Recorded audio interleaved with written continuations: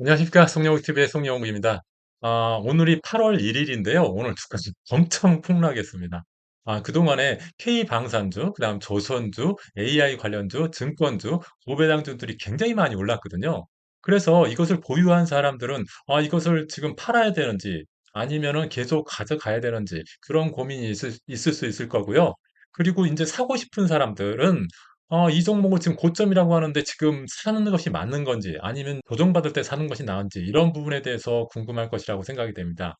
주식시장은요, 크게 4개의 국면으로 구분이 됩니다. 그런 부분에 대해서 먼저 말씀드리고 좀 구체적인 부분 들어가도록 하겠습니다.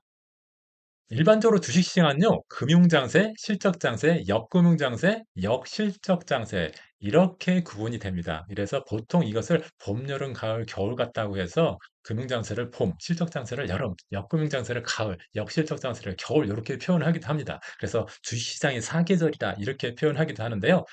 그 특징을 한번 보겠습니다. 그 특징을 보면은 내가 지금 주식시장에 참여할 것인지 참여하지 않을 것인지 그런 것을 판단하기 좋거든요.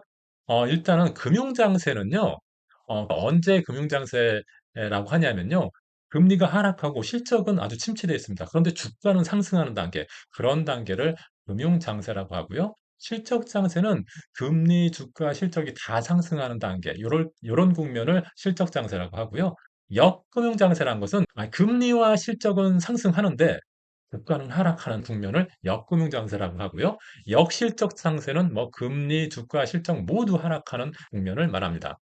제가 이거 빨간색 선으로 그어놓은 거 있죠? 그게 주가의 모습이라고 보시면 됩니다. 금융장세와 실적장세는 주가가 이렇게 올라가고요. 그다음에 역금융장세와 역실적장세는 주가가 떨어진다. 이렇게 보시면 되겠고요. 그렇다면 현재는 어떤 국면일까요? 제가 보니까 지금은 금융장세 국면이 아닌가 싶습니다. 보통 금융장세를 유동성 장세라고 하거든요. 유동성 장세 때는 돈이 많이 풀리고 그리고 금리가 하락하는 그런 상황입니다. 우리나라도 금년에 2월과 5월 달에 기준금리를 내렸거든요. 그런데도 불구하고 기업의 실적은 아직 침체 상태입니다. 그런데 최근에 주가는 굉장히 많이 올랐죠. 그래서 금융장세의 모습을 지금 보이고 있다. 이렇게 볼 수가 있겠습니다. 그런데 문제는 지금 주가가 엄청나게 상승했죠. 금년 초 대비해서 주가가 굉장히 많이 상승했습니다. 그러면은 이 상황에서도 계속 상승할 수 있을까? 아니면은 이제 지금 고점 찍고 다시 떨어질까? 이런 부분들이 사실 궁금한 거죠. 이럴 때 중요한 것은 뭐냐면요. 제가 볼 때는 실적이라고 봅니다. 향후 전망을 볼 때 이제 기대치 때문에 올라가긴 올라갔거든요. 여기서 더 올라가려면은 실적이 뒷받쳐져야지 더 올라갈 수 있고요.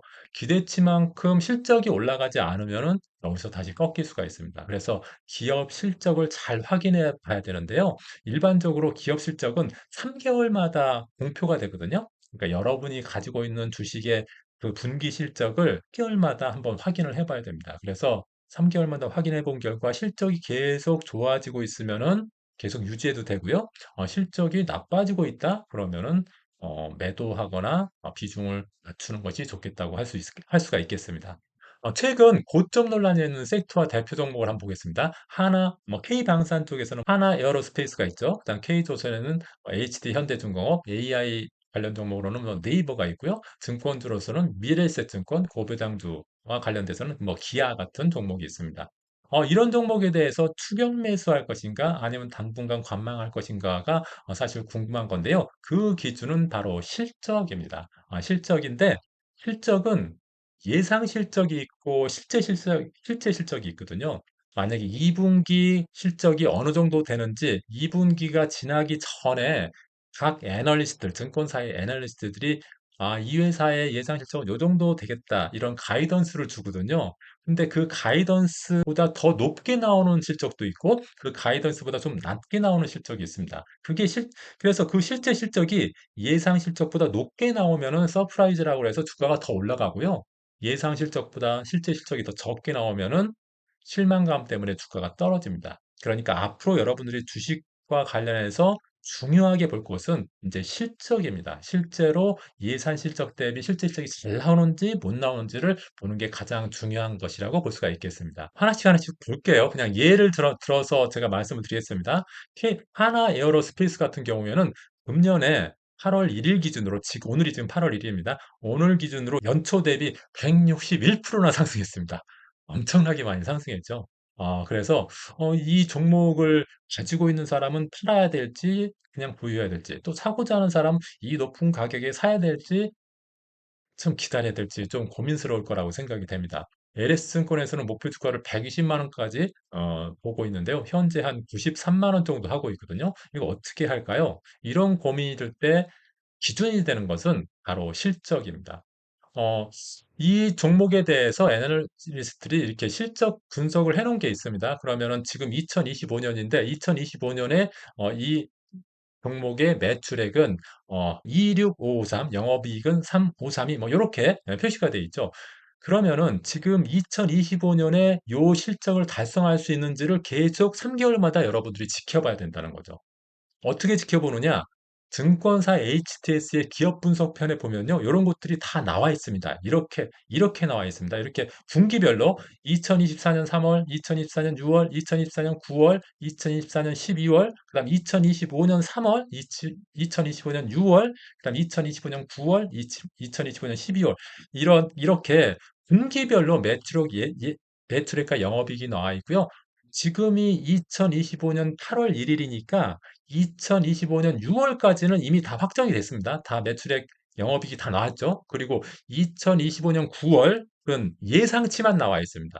거기 박스 친 제가 분홍색으로 박스 친 데 보면 2025년 9월하고 옆에 2라고 써 있죠. 2가 expect 예상량을 뜻하는 겁니다. 그러니까 지금 이 종목 같은 경우에는 매출액이 2025년 9월 예상이 66859, 그다음 영업이익은 88842입니다. 이 숫자를 잘 기억하셔야 됩니다. 이 숫자를 기억하셨다가 실제로 9월 달 실적이 실제로 나왔을 때 이 수치보다 높게 나오면은 굉장히 좋은 겁니다. 그러니까 내가 이 주식을 보유하고 있다고 하면은 계속 가져가면 되는 거고, 만약에 사려고 하신다고 하면은 사도 되는 겁니다. 그런데 이 예상치보다 떨어진 실제 수치가 나왔다. 그랬을 때는 비중을 줄이거나 살려고 했던 마음을 접을 필요가 있다. 이렇게 생각이 됩니다. 이렇게 판단하시면 됩니다. K조선의 HD 현대중공업 같은 경우에는 1월 1일부터 8월 1일까지요, 62%나 상승을 했습니다. 현대중공업이 엄청 무거운 주식인데도 불구하고 이렇게 많이 상승을 했습니다. 하나오션 같은 경우는 100%가 넘게 올랐습니다. 그런데 어쨌든 K조선도 굉장히 많이 올랐죠. 과연 지금 사야 되는지 말아야 되는지. HD 현대중공업 같은 경우 2025년 연간 매출액 16466으로 나와 있죠. 16466. 영업이익은 2048. 요것이 금년에 달성되는지를 확인하면서 내가 이 종목을 가져갈 것인지 아니면 팔 것인지를 판단하시면 됩니다. 구체적으로는 분기별로 보면은 지금 9월 달 매출액이 40590, 영업이익은 4751, 이렇게 지금 예상하고 있죠.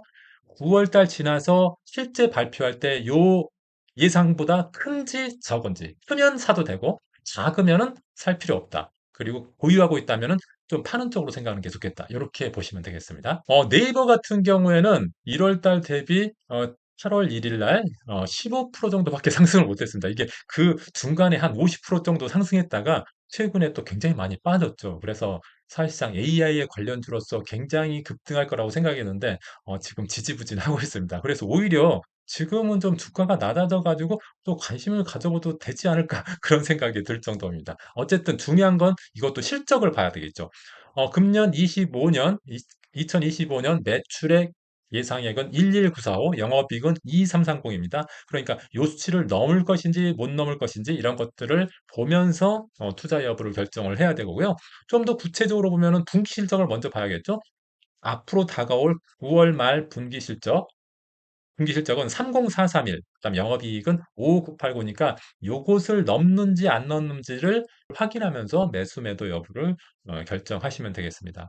미래에셋증권은 124%나 올랐습니다. 미래에셋 증권주가 사실 잘 안 오르는데 이번에 굉장히 많이 올랐죠. 근데 SK증권 목표 주가를 봤더니 18,000원입니다. 최근에 산정한 목표 주가입니다. 그런데 이미 지금 18,000원이에요. 지금 가격이 18,000원입니다. 한때 25,000원까지 올라갔죠. 그러니까 증권주는 지금 요 기준으로 본다고 하면은 목표가를 이미 초과했기 때문에 더 이상 추가 상승은 좀 어렵지 않을까 이렇게 볼 수도 있을 것 같습니다. 그래서 뭐 2025년 목표 주가 그다음 2025년에 9월에 분기 목표 실적 같은 걸 볼 만한데 지금은 주가 자체가 너무 올라갔기 때문에 아직까지는 매수 기준으로 보는 것은 적절하지 않다 이렇게 생각이 됩니다.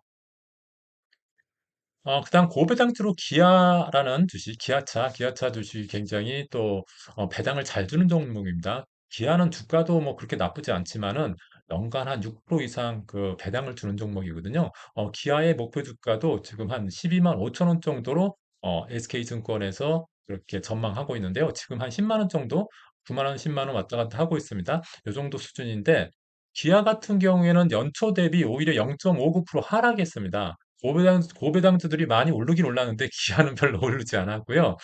플러스 고배당주 ETF에 가장 많이 투자하고 있는 종목 중에 하나를 찾아봤더니 기아였는데 기아는 사실은 별로 올라가지 않았더라고요. 그래서 크게 부담 없이 매수해도 되지 않을까 그런 생각이 들 정도로 그렇게 높은 가격을 시연하지는 않았습니다. 그래서 기아 같은 경우도 일단은 그 연간 목표치하고 그다음에 분기당 목표치를 한번 보면서 분기당 어떤 전망치를 보면서 매출액 영업이익의 실제 수치가 이런 예상치보다 많이 나오면은 매수 관점으로 보고 이것보다 적게 나오면은 매수는 하지 않고 관망 관점으로 보면 되겠습니다. 고점 논란의 주식을 보유하고 있다면요. 일단은 실적을 확인하는 게 가장 중요합니다. 최근 실적 추이도 보고, 그다음 예상 실적 대비 실제 실적이 어느 정도 되는지, 예상 실적보다 실제 실적이 좋으면은 매수 관점, 예상 실적보다 실제 실적이 좋지 않으면은 매도 또는 관망 관점으로 보는 게 좋겠고요. 투자 비중에 대해서는 고점 논란이 있는 주식은 일단은 일부 매도 이익 실현을 좀 고려하는 게 좋지 않을까 생각이 됩니다.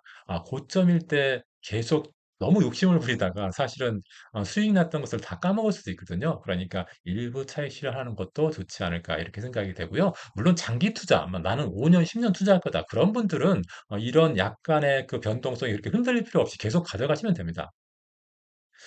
그리고 포트폴리오 관리 차원에서 어떤 특정 종목에 대한 비중이 너무 크지 않도록 하는 게 좋겠습니다.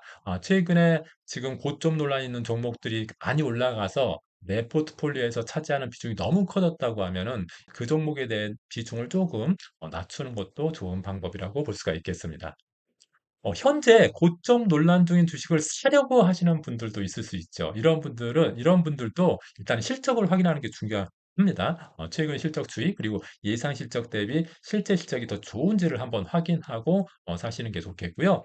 매수 방법은 지금 고점 논란 중이기 때문에 몰빵 매수 한꺼번에 전부 매수하는 것은 좀 적절하지 않고 정액 분할 매수 여러 번에 나누어서 좀 기간을 길게 잡고 분할 매수하는 것이 좋지 않을까 이렇게 생각이 됩니다. 그리고 이렇게 고점 논란이 있을 때는 특정 종목 매수하는 것보다는 관련 ETF로 투자하는 게 또 유리할 수가 있습니다. 종목에 투자할 때는 최대 하루에 30%까지 손해가 날 수도 있잖아요. 하한가 맞으면 30%니까. 그런데 ETF로 투자하면은 ETF는 보통 뭐 20종목, 30종목 이렇게 굉장히 많은 종목에 투자하기 때문에 마이너스 30%와 같은 그런 손실은 없거든요. 손실이 나더라도 좀 적고 시장 추세를 타고 또 올라갈 때는 개별 주식 못지않게 수익도 많이 날 수가 있으니까 ETF를 활용하는 것도 좋은 방법이라고 생각이 됩니다. 주가가 고점인지 아닌지는 사실 누구도 정답은 모릅니다. 하지만 실적은 거짓말을 하지 않습니다. 오늘 영상의 핵심은 이겁니다. 고점 논란이 두려울 때는 실적을 들여다보아라. 추경 매수하느냐, 아니면은 여기서 익절하고 끝내느냐, ETF로 분산 투자하느냐, 모두 실적 하나로 결정이 됩니다. 오늘 영상이 도움이 되셨다면은 구독, 좋아요 좀 눌러주시고요. 다음 영상에서도 좋은 정보를 가지고 찾아뵙도록 하겠습니다. 고맙습니다.